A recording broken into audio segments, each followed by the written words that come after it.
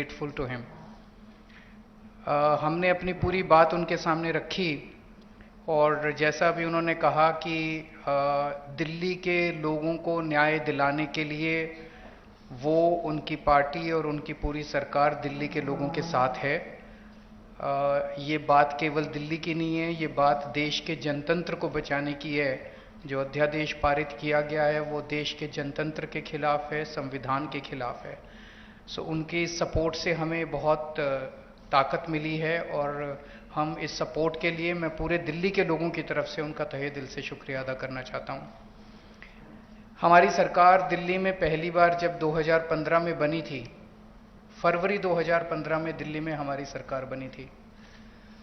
फरवरी 2015 में सरकार बनी और 23 मई को, मात्र 3 महीने के बाद, मोदी सरकार ने एक नोटिफिकेशन लाके हमारी सारी पावर छीन ली 3 महीने में।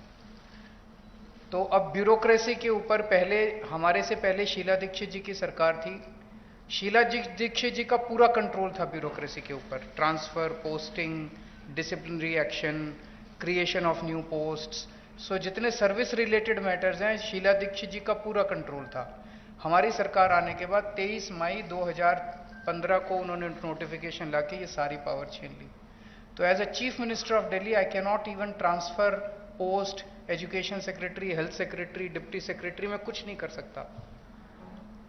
वो सारी पावर छीनने के बाद 8 साल तक दिल्ली के लोगों को उन्होंने अपंग करके रखा। हम दिल्ली के लोग 8 साल तक कोर्ट दर court, high court, supreme court लड़ते रहे। 8 साल की हमारी लड़ाई के बाद 11 मई को, अभी पिछले कुछ दिन पहले, सुप्रीम कोर्ट की संविधान कॉन्स्टिट्यूशन बेंच ने, 5 जजों ने मिलकर 5-0 से दिल्ली के लोगों के हक में फैसला दिया। 8 साल की लड़ाई के बाद दिल्ली के लोगों को न्याय मिला कि उनकी चुनी हुई सरकार को काम करने का अधिकार मिला। हमें 8 साल लग गए उस नोटिफिकेशन को कैंसिल कराने में और न्याय लेने में। उसके 8 दिन के अंदर 11 मई को ऑर्डर आया सुप्रीम कोर्ट का। 19 मई को मोदी सरकार ने ऑर्डिनेंस लाके सुप्रीम कोर्ट के ऑर्डर को निरस्त कर दिया, पलट दिया। पूरे देश भर में लोग कह रहे हैं कि जिस देश का प्रधानमंत्री सुप्रीम कोर्ट को नहीं मानता, सुप्रीम कोर्ट के आदेश को नहीं मानता, फिर न्याय लेने के लिए लोग कहां जाएंगे? अगर देश का प्रधानमंत्री कहता है कि मैं सुप्रीम कोर्ट के आदेश को नहीं मानता और कानून लाके वो आदेश को पलट देता है, तो फिर तो न्याय के लिए कोई जगह नहीं बच जाती है। कहां जाएंगे फिर लोग न्याय लेने के लिए? फिर तो कोई अंतिम चीज ही नहीं है। वो प्रधानमंत्री जी कहते हैं मैं नहीं मानता सुप्रीम कोर्ट को, ऐसे देश कैसे चलेगा? ये तो बिल्कुल गलत है। अब ये अध्यादेश लाके वापस सारी पावर छीन ली।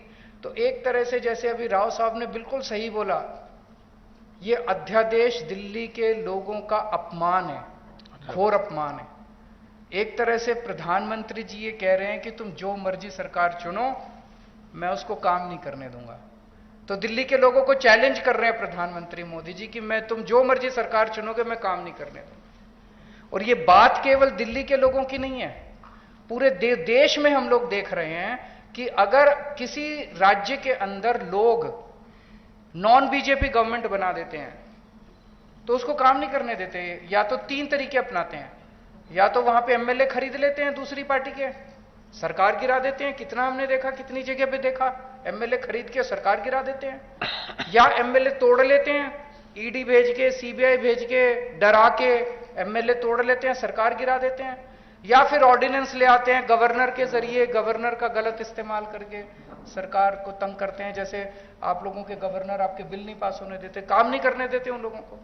तो इस तरह से मैसेज ये है कि अगर कोई भी राज्य के लोग नॉन बीजेपी सरकार बनाएंगे तो हम उसको काम नहीं करने देंगे, सरकार तोड़ देंगे।